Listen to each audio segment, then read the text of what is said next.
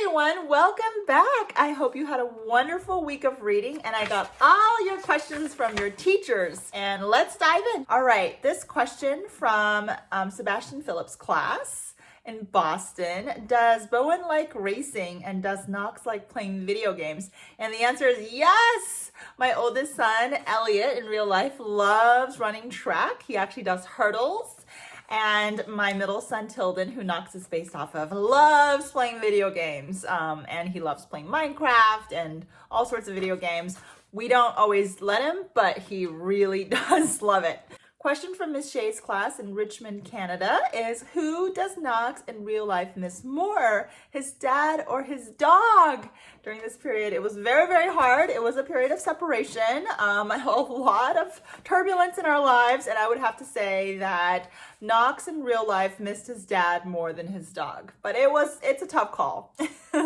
Okay, another question from Dora Black, school librarian in Arlington, Texas. You spoke of food a lot in this week's readings. Are you a good cook? What were some of your favorites during this time? And the truth is, I am a terrible cook. I cannot cook to save my life. It's one of my worst things that I don't know how to do. It's really embarrassing. I am good at making scrambled eggs. I can do that. And of course I can make like toast. I can make rice, but then I don't really know what to cook with the rice. I have burnt a lot of stuff before.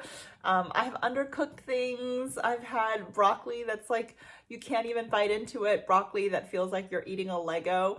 So I am not the best cook in the world. However, during this period of my life, I really did try. I think what ended up happening was I subscribed to one of those food service things where they deliver the groceries at your door and they give you instructions and all you have to do is follow the instructions. And even that, I sometimes would mess up. I'm just, not the best cook, but I am good at other things and it is okay to have strengths and weaknesses. We all have them, and my weakness is definitely cooking.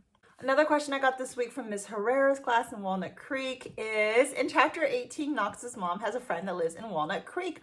Our school is in Walnut Creek. Do you actually have a friend who lives here? And the answer is yes!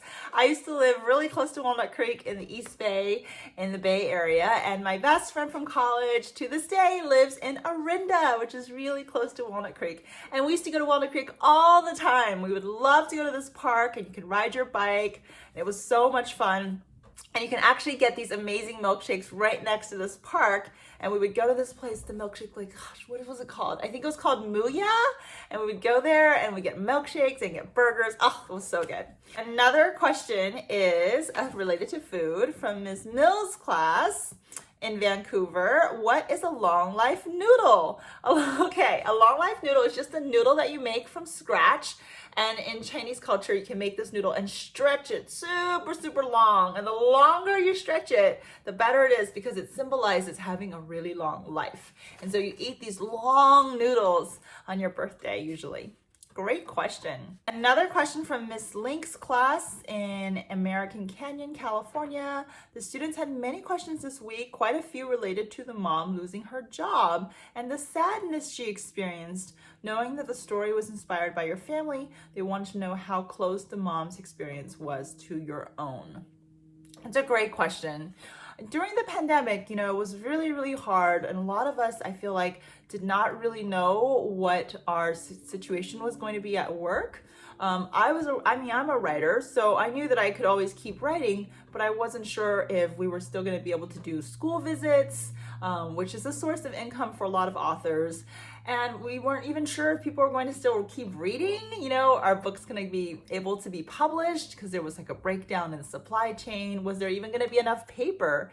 And so I definitely experienced a lot of the anxiety of just going, oh no, what if my career goes down the drain? I wasn't sure if I could provide for my family and have that stability. And because so many of us have health insurance linked to our jobs, I wasn't even sure if we could get health insurance. And I think there was a period during the pandemic when we first got to America where we didn't have health insurance. And that was really, really, really scary, especially going through something like COVID. But luckily, people are still reading, thank God, thanks to you guys, and I'm able to still keep writing. So, thank you so much for that. Another question is, do you really have an Auntie Jackie in real life? And this is from the Treehouse Book Bunch in Palo Alto. And the answer is yes, I do have a best friend who lives in Orinda. Her name is Lindsay, and we go and play at her house all the time. And it's so much fun to have the kids grow up together. Another question we have is, did your family actually use a blow dryer to dry your clothes? This is from Miss Calendar's class. And the answer is no. But I have on many occasions used the blow dryer while I am on tour promoting a book. I sometimes have to go from city to city to city really fast, and there's no time to do the laundry. So sometimes I'll have like a t-shirt that is just, I want to wash it, and then it's really hard to find a dryer, and I have used the hair dryer to dry my t-shirts when I'm on tour.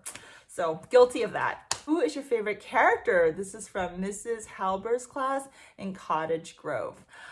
Wow, great question. All three kids are equally my favorite. I think that they are so unique and funny and have just so much life and character to them. They're so vibrant as characters, and you can kind of really understand and empathize with every single one of them, what they're going through. And what they're going through is individually really different, but there's so many things that you have in common. And that's the thing that people sometimes don't realize, is that you see your brother and sister. You might be like, why are they acting that way? You might think you have nothing in common with them. You might think they're super annoying. But actually, if you really dig deep a little bit and give them a chance and just sort of see things from their perspective, you'd be amazed at how much you have in common. I know that the pandemic has really brought my kids closer together and has created a chance for us to all bond, and I'm thankful for that. Another question, what was your favorite part of the airplane ride?